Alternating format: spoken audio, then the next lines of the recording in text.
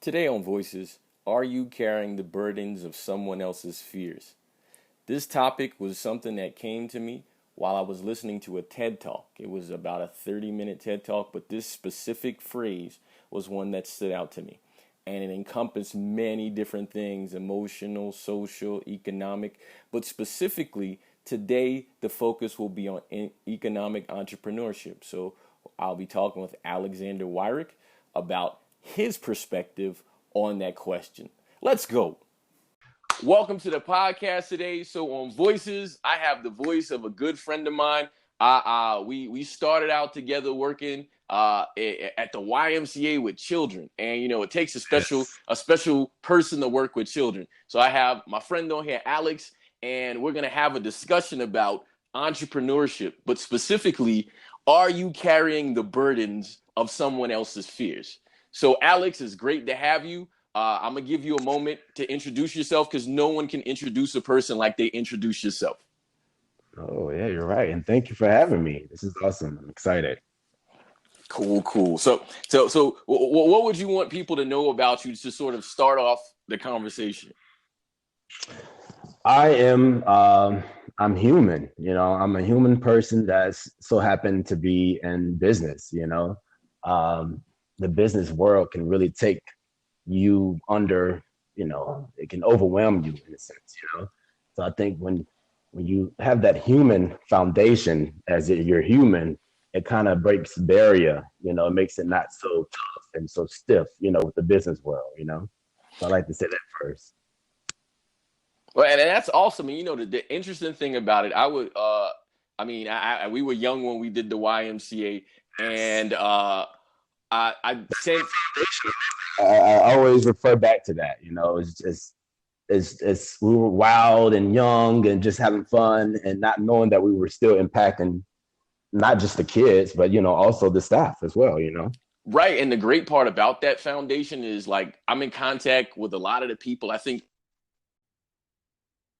and even some of the kids who've since, like, grown up. Because we weren't terribly older than them, but some of the kids that grew up, like, I've even been in contact with some of them, sort of post, entering their adulthood, and it's been amazing to see the people they've become. Right, yeah, and not just them. Again, staff, looking at you, seeing your growth, and some other coworkers that we had as well, and just seeing where they are, and it's an amazing thing because it's like that. It seems so many light years ago. And again, we were just like almost kids, so to speak. And to see how everyone is in their own little world nowadays, with families or loved ones or, whatever. So it's just really exciting just to see the growth part of it from the outside. Yeah, and it's really interesting because I think about that. Like, for instance, I remember when I was younger and people might have called me Louis, and now, I'm Louis and Lou, and like now you're Alexander. And I think that says something.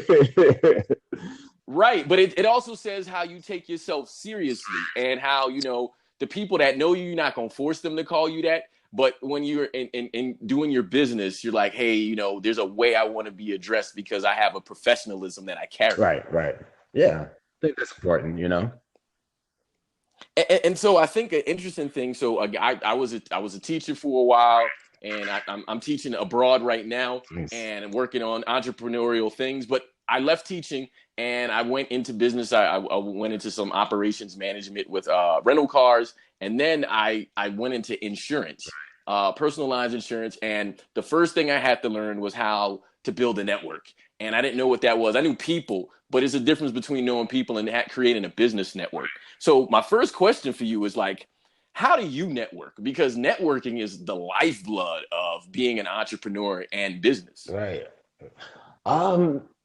I guess putting yourself in areas that you need to be in, so regardless of the fact of kind of like whatever industry you're in, networking just is really more so just putting yourself, amongst the people that the connections that you need to connect with, So if that means going to network events, maybe even going to the mall, just kind of browsing around and seeing who you see or whatnot, and maybe just drawing up a conversation with strangers, So it can be a very versatile type of ordeal with the networking part. It's interesting because the thing is, I've learned so much from people just in networking, and for I feel like you've had a significant degree of success. So for you with your success, who do you feel like has been some of the best people you've learned from, maybe industry wise or maybe person wise in your networking process? That's a tough question. I I really, I'm just, I like to call it like the fly on the wall in life. There's so many people that have influenced me, and some people I don't know, and some people I just met along the way. I'm just an open book, and just observing all of what's surrounding, in my area, whatnot. So from family members to friends to business owners that I've met before, all of those people play a significant role of who I am right now. So there's kind of not just that one person that I look to or just that one celebrity or anything like that. I like to meet and be inspired by real people, the real deal, so to speak. So and take bits and pieces and create my own model, so to speak. And that's wonderful and brilliant, and it says something about sort of personal development as you sort of chip away and chisel who you are becoming. And you made a mention of family, so I think that's important Yeah. to sort of address, because when you talk about that, I think, how have you sort of developed sort of your personal and business philosophy as it comes connected to your family and business? Because sometimes they mix and sometimes it's best to keep them separate. Oh yeah, I'll keep it And separate. um, it's yeah. For me personally, and I run a marketing firm. I'm a marketing strategist. I create marketing plans. So I run the business off of my creativity in the business world. So it's really hard to find even people that are not related to you to kind of have that same interest and kind of that same journey of creating business plans and whatnot. So yeah, family, yeah, I just keep it, separate. Family's on one side and business is on the other. and it's interesting because you, yeah, I mean, we've seen each other at like Hornets basketball games and whatnot. And while you doing your thing, I'm chilling, and we we say what's up, and then we do what we need to do in the places we're in. With what you do and understanding sort of the family business relationship, what do you think is the value of diversity in those relationships for sort of being successful and to have a balance in your life? I don't know if I understand that question. Say it one more time. Are you talking about like with Well, family and business or? Well, just the value of diversity and the relationships you have, because I mean, you can be in business with family, but there's a diversity that you probably have to have to either be or feel successful. Like, so what do you think the value of diversity has been for you? Just being open, not having such much of a, I guess like a cutoff, like putting yourself just in a box. Being open to experience new things and just learning. Always being the teacher student. Always learning and always gaining wisdom, so that you're able to, I guess, give off that same type of energy as well. But I think that's the biggest core, is just to not be closed minded in a sense. Keep yourself open for new information, new ways, and stuff like that. And that actually segues directly into the question of the whole podcast, of the topic. So I asked the question: are you carrying the burdens of someone else's fears? Now, I'm not talking about you in general, but what do you think about sort of the question? Because, for instance, for me, I remember the first time I left the country, and I had people saying, "Oh, well, you're going there? Is it dangerous?" And this, that, and other. Or I changed industries. Are you doing that? Why are you doing that? And you think about it, like, I feel like these people want me to be successful, but do they? Like with the word. So how do you feel that question applies to in your life and as an entrepreneur? Well, it's tough because you do, I believe, and it's something that you have to grow out of. I feel like I've had that in the beginning stage, but then you have to build yourself with confidence and just not worry so much about what people may say and things they may, think about or whatnot, So it's kind of like you have to become bigger than that, if that makes sense. Just Not because I mean, sometimes when you think about that and the questions, sometimes they can be negative and it can really throw you off. And you can spend so much time worrying about what's just been asked of you, instead of really being creating or experiencing what you're experiencing. So I think that it can definitely be it can be something that can be dangerous in a sense too, if you're not if you let it get the best of you. So once you build yourself to a degree, I feel like, those things, it's not a burden anymore. You just let it be. It's just you, if that makes sense. It's just, No, yeah. but, but yeah, I believe a lot of people carry burdens that, are from someone else, whether it's from family members or expectations from friends or, all kind of stuff, it can equate to that burden part of it. But I think it's the mindset, having your mindset to be strong so that you're not in that depression mode or that worrying stage, about what's the burden is. Yeah, and the thing about it is obviously we stay in touch on social media, and I see you travel, I've been traveling a little bit as well, and so how important is traveling to you, and sort of how has it shaped you? Oh my God. It shaped me a lot. I have a love and hate relationship for it right now. I've had my business for 13 years.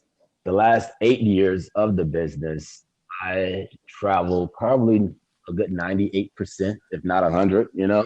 So I'm at the place now where it's kind of like I don't want to travel anywhere but just to my house and be locked up and just, binge watch TV or whatever the case is.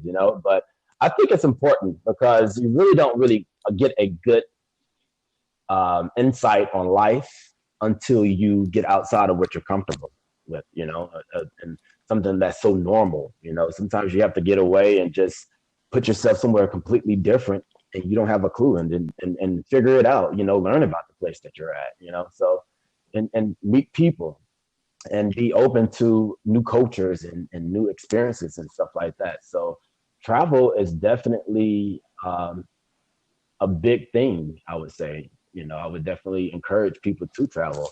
And the funny thing is that once you travel, and you go all the way, all around the world and all this other stuff, you see how different things are, but it's really the same. It's just kind of like, just kind of, what's the word I'm looking for? It's basically the same. You find people and you find different cultures, and it's really kind of like the same that you may be used to in your hometown, so to speak.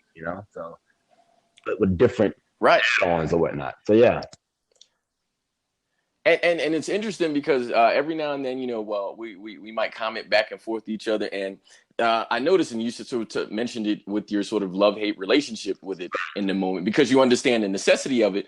What's the value of sort of getting yourself off the grid? Because I've seen before where you said, hey, get off your phone or just get off the grid in general. Like, and, and so how has that benefited you? Oh my God, a lot. Sometimes you just have to. I'm not able to do it a lot, since I run the business and I'm like I always say I'm the CEO and the janitor of my business. So I'm doing everything. So it's kind of hard to really put the phone down and, step away from the computer and stuff like that. But sometimes you have to force yourself to. Sometimes you just have to create your own vortex, create your own little idea of relaxation. Meditate is really big. So with me being such a big um, all those titles in my business, so to speak, I have to kind of recharge up. I have to just kind of walk away from the world, so to speak, and just find peace, meditate, drink water, eat healthy, just kind of recharge myself up.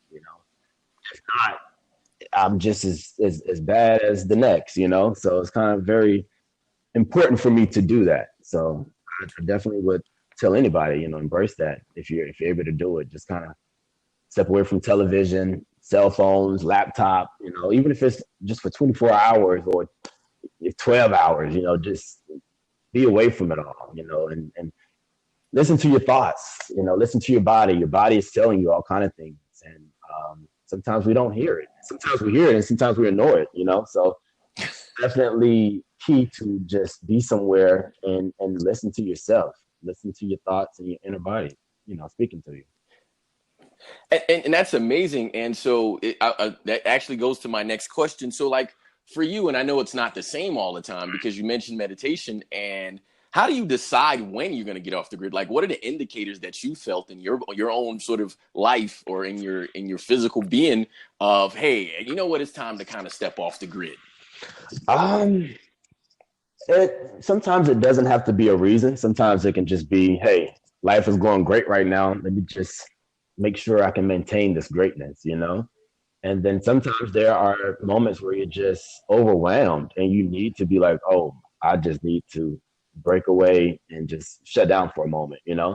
So I would say make it a regular thing, if you're able to make it regular so that you are able to maintain that type of level of success or the goal of being a better you, so to speak. So um, I think it's easier when you are overwhelmed to just step away. But then I also think it's challenging when everything is going great to still be able to give that time to yourself and step away. And Yeah, that's a balance. yeah, for sure. And you mentioned also something earlier where you said sort of something about creation. So, in your opinion, how do you make life happen for you? Because, in my opinion, I think everyone has the power to create their own life. Now, it's easier said than done. But how do you in your mind in your life make life happen for you? Just make it happen. you know, it's hard. You have to be motivated.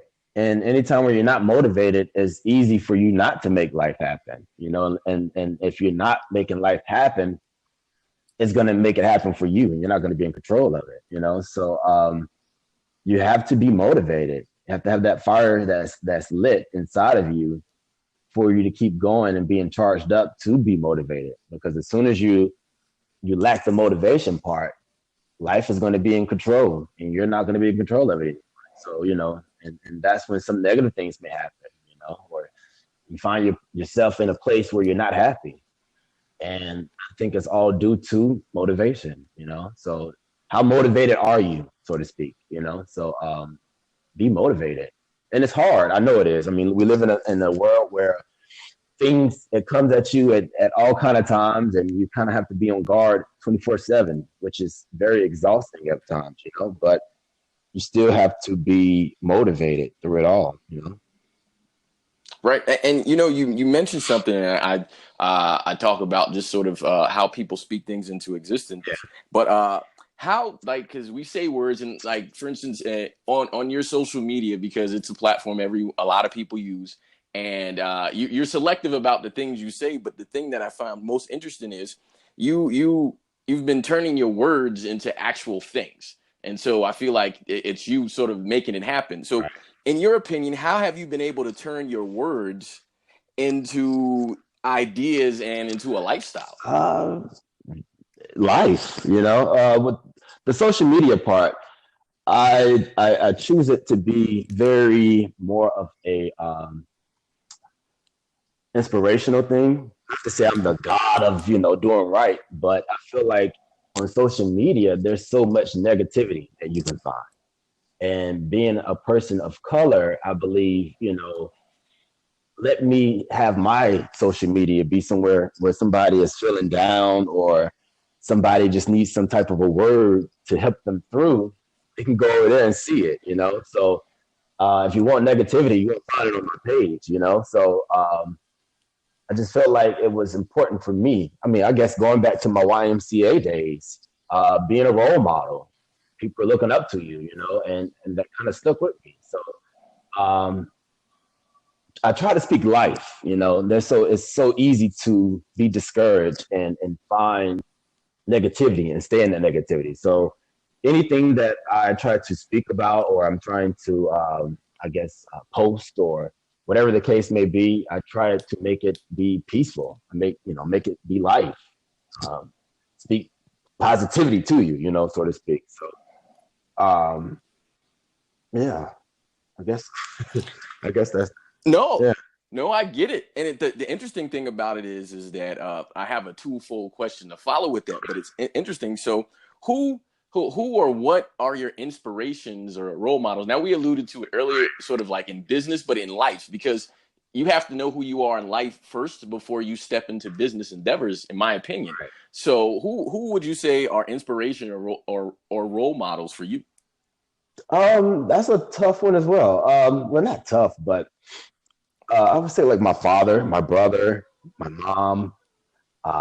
There are people along the way of my journey, that I've met, and they are big components to my life. Just seeing some of the things that they do or some of the things that they say. As I said before about the speaking life to people, people speak life to me. So I felt like it was awesome for me to be in a position to speak it back to other people as well. So yeah, for role models and stuff like that, yeah, I look to my father and my brother, as a male on the male component, and the strength on my mom's side as a female, component part of it too. So I like to say everybody has a good play, in that role model part of it. I like to give that, Yeah, to just anybody I meet. Find the good of anybody.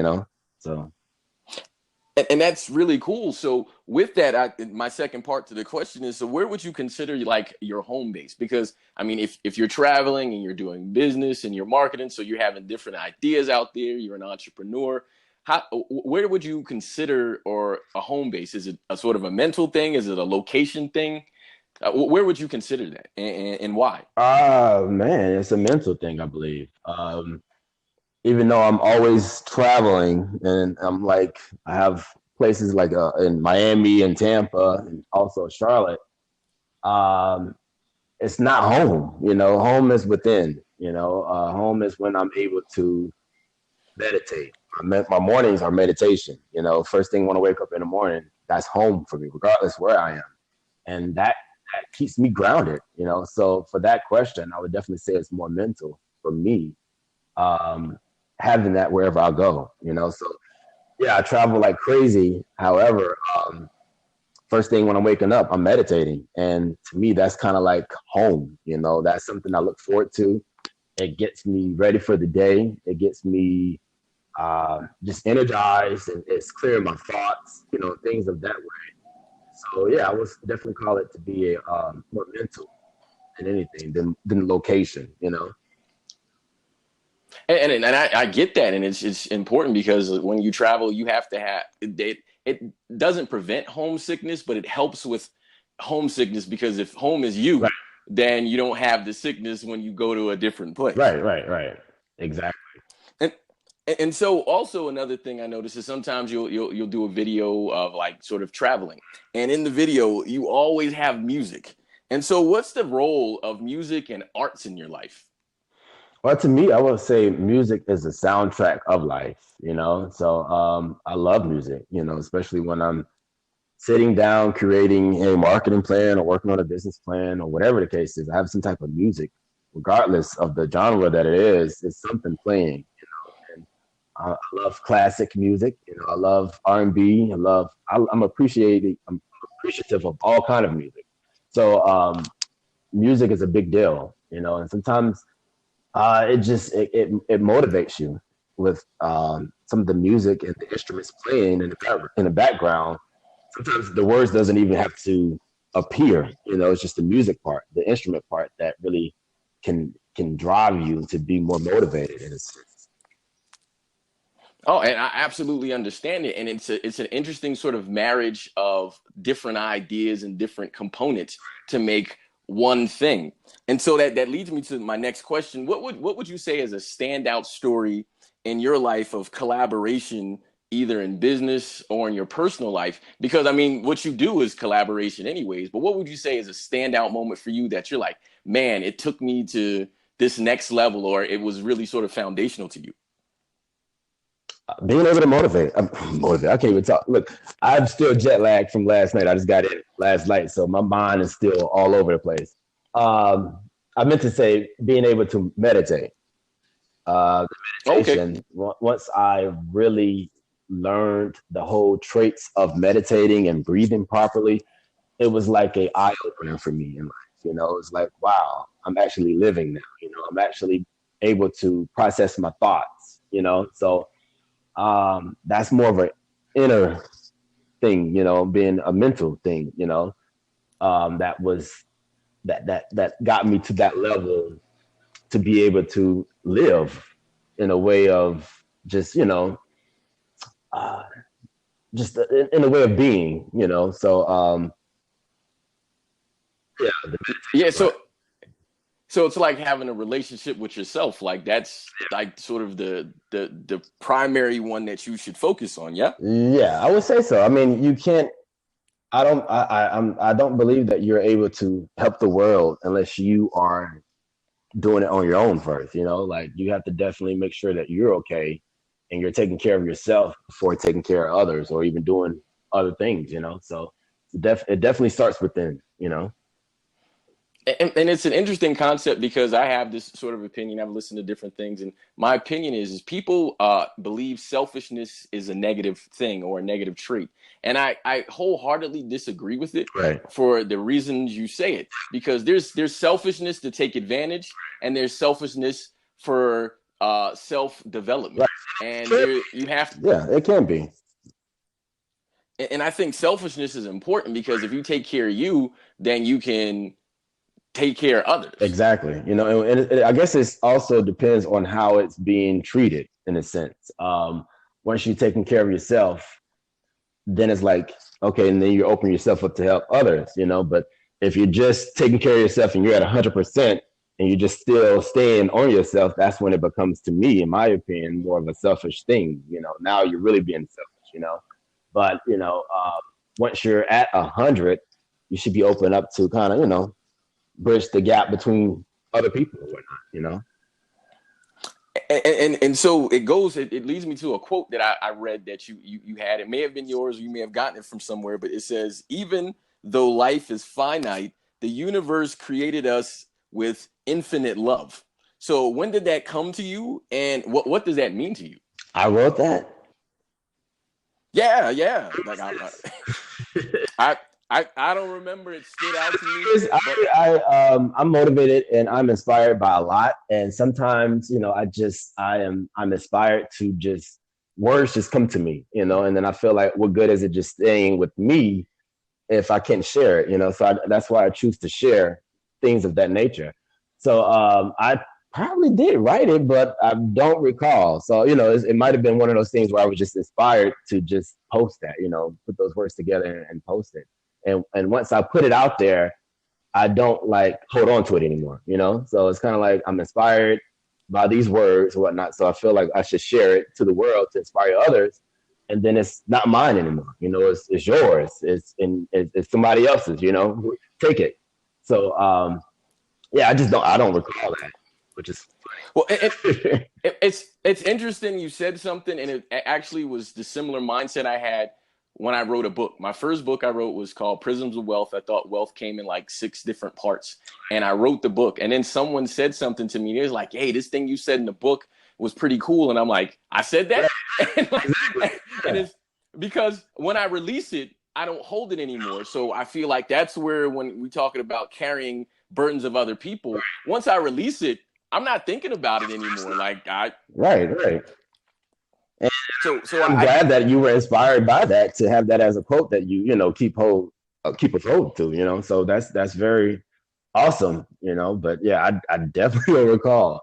But yeah, again, I put things out there, and once it's out there, it's not mine anymore. You have it; it's yours. If you want it, take it. So that's the kind of mindset that I have on that with some of the quotes that I may post. and, and it's an interesting thing because just another thing that I recognize when you interact with people, because you do interact with people when they say things to you. And I feel like whenever you receive compliments, I've seen what you do is you sort of flip it and you cycle it back to that person and you give them praise multiplied based on what they said and you personalize it. And I feel like that takes a different mindset and different kind of energy. How do you get yourself in that direction or in that mode to do things like that? I guess being motivated from the others. You know, if they're writing something nice to me or commenting on something, and or if it's of some type of acknowledgement or whatnot, you know, I feel like that I have to do it justice by giving them the same type of, response and making it personalized, like you said.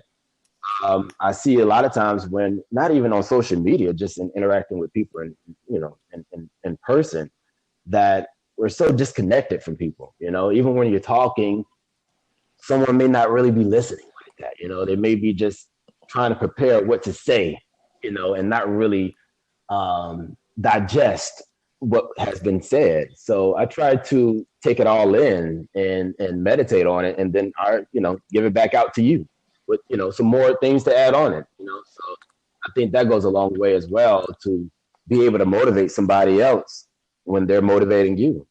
So that's And it goes back to your quote because, like you said, even though life is finite, the universe created us with infinite love, and love is energy, in my opinion. So it's cyclical. It's never created or destroyed. So it's flowing. And so I think that's like you sort of being the embodiment of sort of the quote. Well, I think that's a good circle, complete circle. Awesome. I like to look at it more so of passing the peace. Always pass the peace and encouraging someone else. Through it all, whatever the case is, whether it's good or bad, still being able to encourage somebody. I think that's Oh, a absolutely. big key to for yourself and to also inspire others. Right, and it leads me to my next question because I have two or three more questions left for you. Okay. And you emphasize that you are a human in business, and you sort of had the yin and yang where I'm the CEO and I'm the janitor of my business. Right. So with those things that are there, what direction do you see yourself going in? Like what will equal progress or forward movement for you in your business life and in your personal life? To be honest with you, I'm at the point now where I'm ready to sell the business and do something different. This has been a great journey, and I've seen a lot of success with the business. However, I just feel like there's something much more, and I'm not sure what it is just yet. I can't put my finger on it just yet. But I feel like it's time for me to start a new chapter or in the whole book and create a different book. So I see myself with my business probably exiting out of it sooner than I think. And doing something totally different. Hopefully, still with marketing, but just something different.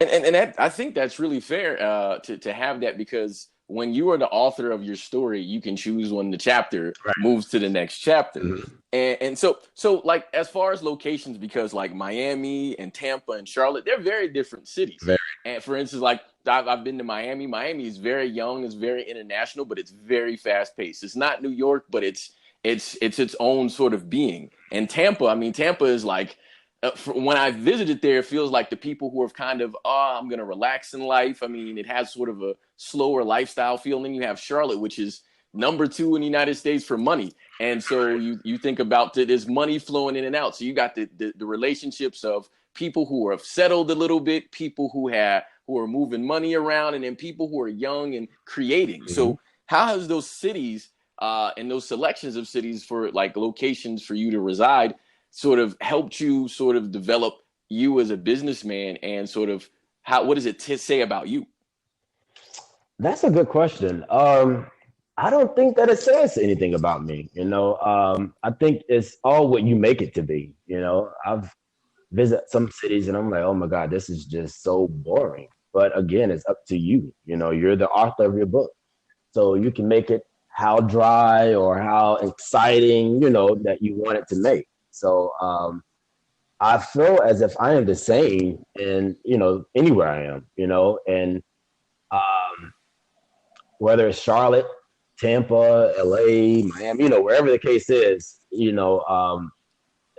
comes from me, and I would love to be near water. I think anytime I'm near water, I'm more motivated, I believe. It's just something with water that excites me. I'm able to really feel like I'm living when I'm surrounded by water.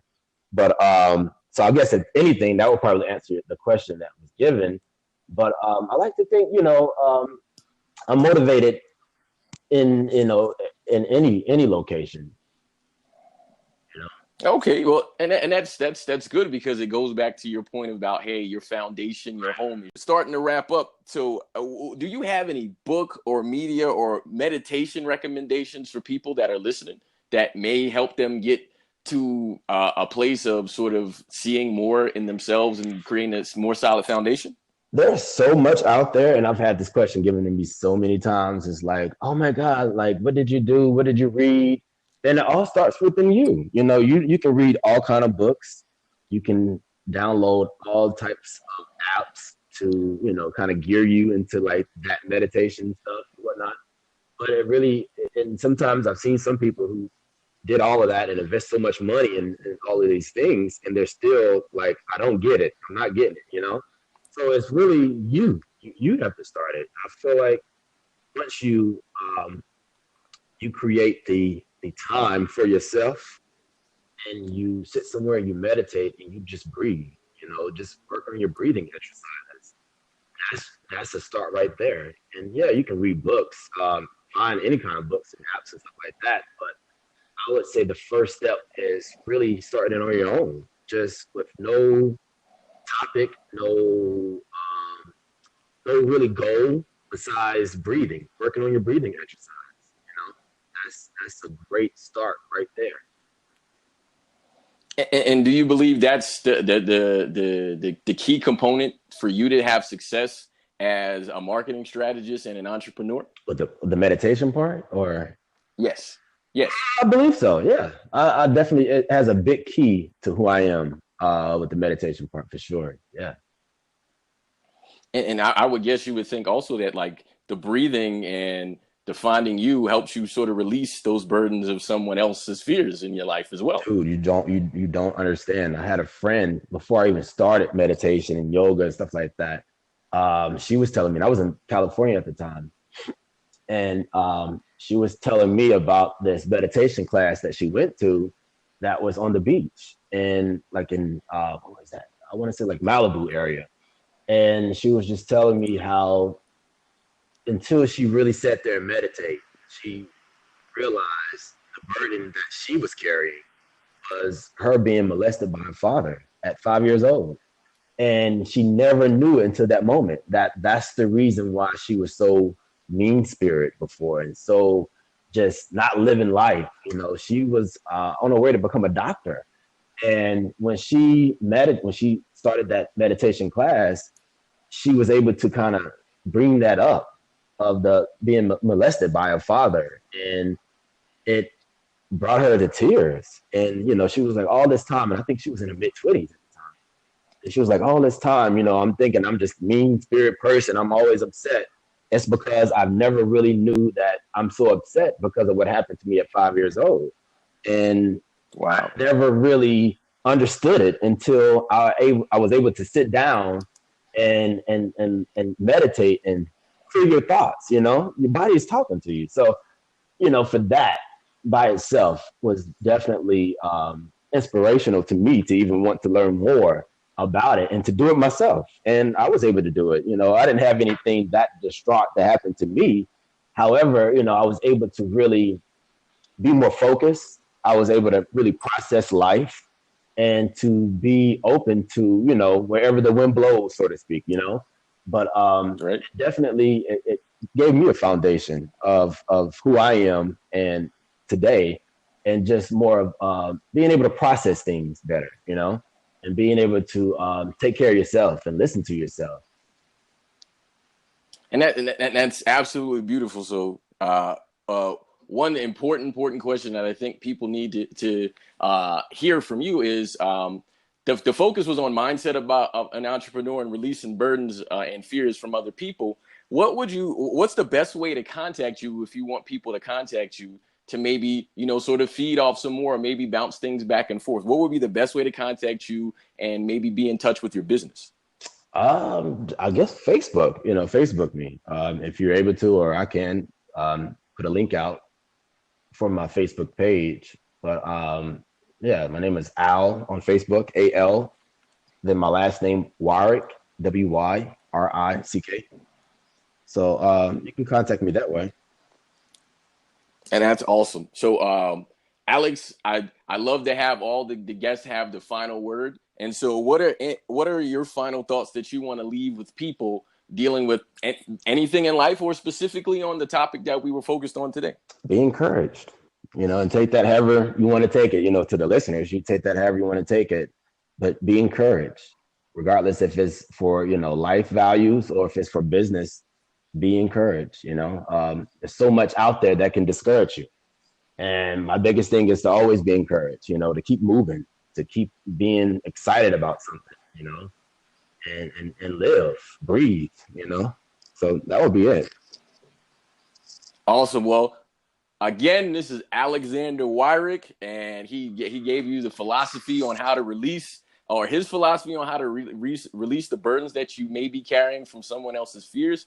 I want to thank you for being on, and we will talk soon. I appreciate you for even contacting me and letting me be a part of this. This is awesome. This has been awesome. So thank you. All right. Well, have a good one, man. All right, take care. All right.